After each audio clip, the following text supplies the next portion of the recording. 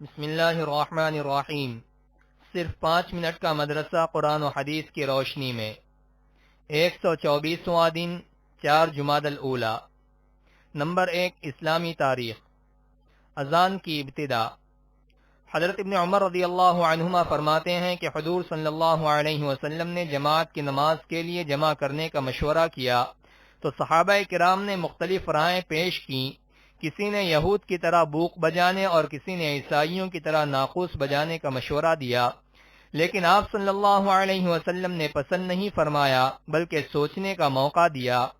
اسی رات حضرت عمر رضی اللہ عنہ نے خواب میں اذان سنی اور ایک صحابی عبداللہ بن زید بن عبد ربہ نے بھی خواب میں دیکھا کہ ایک شخص اذان کے کلمات کہہ رہا ہے۔ انہوں نے اس کو یاد کر لیا اور آنکھ کھلتے ہی رسول اللہ صلی اللہ علیہ وسلم کے پاس تہجد کے وقت پہنچے اور خواب سنایا۔ آپ صلی اللہ علیہ وسلم نے حضرت بلال کو ان کلمات کے ساتھ فجر کی اذان دینے کا حکم فرمایا۔ اذان سنتے ہی حضرت عمر رضی اللہ عنہ دوڑے ہوئے آئے اور عرض کیا، میں نے بھی اسی طرح اذان کے کلمات کو خواب میں سنا ہے۔ اس کے بعد سے ہی اذان دینے کا سلسلہ شروع ہو گیا۔ اسلام میں سب سے پہلے مؤذن حضرت بلال رضی اللہ عنہ ہوئے اور دوسرے حضرت عبداللہ بن ام مکتوم رضی اللہ عنہ بنے۔ حضرت بلال رضی اللہ عنہ نے فجر کی اذان میں سب سے پہلے الصلاۃ خیر من النوم کہا، جس کو حضور صلی اللہ علیہ وسلم نے پسند فرمایا۔ نمبر 2، حضور صلی اللہ علیہ وسلم کا معجزہ۔ حضرت عمر رضی اللہ عنہ کے حق میں دعا۔ رسول اللہ صلی اللہ علیہ وسلم نے حضرت عمر رضی اللہ عنہ کے لیے دعا فرمائی کہ اے اللہ، عمر بن خطاب کے ذریعے اسلام کو عزت و بلندی عطا فرما۔ چنانچہ ایسا ہی ہوا کہ اللہ تعالی نے اسلام کو حضرت عمر رضی اللہ عنہ کے ذریعے وہ بلندی اور شوکت عطا فرمائی کہ دنیا اس کا اعتراف کرتی ہے۔ نمبر 3، ایک فرض کے بارے میں۔ نماز کے چھوڑنے پر وعید۔ رسول اللہ صلی اللہ علیہ وسلم نے فرمایا، نماز کا چھوڑنا آدمی کو کفر سے ملا دیتا ہے۔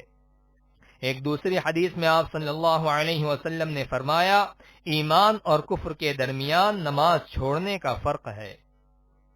نمبر 4، ایک سنت کے بارے میں۔ بجلی کڑکنے اور بادل گرجنے کے وقت کی دعا۔ رسول اللہ صلی اللہ علیہ وسلم جب بجلی کی کڑک اور بادل کی گرج سنتے تھے تو یہ دعا پڑھتے تھے، اللہم لا تقتلنا بغضبک ولا تہلکنا بعذابک وعافنا قبل ذلک۔ ترجمہ، اے اللہ، ہمیں اپنے غصے کی وجہ سے قتل نہ کرنا اور اپنے عذاب سے ہمیں ہلاک نہ کرنا، بلکہ ہمیں اس سے پہلے عافیت دے دے۔ نمبر 5، ایک اہم عمل کی فضیلت۔ مومن کا عیب چھپانا۔ رسول اللہ صلی اللہ علیہ وسلم نے فرمایا، جو مومن اپنے بھائی کے کسی عیب کو چھپائے گا تو اللہ تعالیٰ اس کی وجہ سے اس کو جنت میں داخل فرمائے گا۔ نمبر 6، ایک گناہ کے بارے میں۔ برے اعمال کی نحوست۔ قرآن میں اللہ تعالیٰ فرماتا ہے، خشکی اور تری یعنی پوری دنیا میں لوگوں کے برے اعمال کی وجہ سے ہلاکت و تباہی پھیل گئی ہے تاکہ اللہ تعالیٰ انہیں ان کے بعض اعمال کی سزا کا مزہ چکھا دے تاکہ وہ اپنے برے اعمال سے باز آ جائیں۔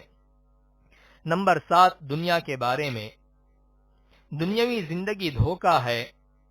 قرآن میں اللہ تعالیٰ فرماتا ہے، دنیاوی زندگی تو کچھ بھی نہیں، صرف دھوکے کا سودا ہے۔ فائدہ، جس طرح مال کے ظاہر کو دیکھ کر خریدار پھنس جاتا ہے، اسی طرح دنیا کی چمک دمک سے دھوکہ کھا کر آخرت سے غافل ہو جاتا ہے۔ اسی لیے انسانوں کو دنیا کی چمک دمک سے ہوشیار رہنا چاہیے۔ نمبر 8، آخرت کے بارے میں۔ جنت کے درختوں کی سریلی آواز۔ رسول اللہ صلی اللہ علیہ وسلم نے فرمایا، جنت میں ایک درخت ہے جس کی جڑیں سونے کی اور ان کی شاخیں ہیرے جواہرات کی ہیں۔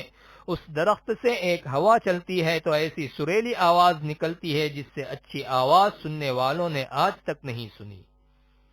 نمبر 9، طب نبوی سے علاج۔ دعائے جبرائیل سے علاج۔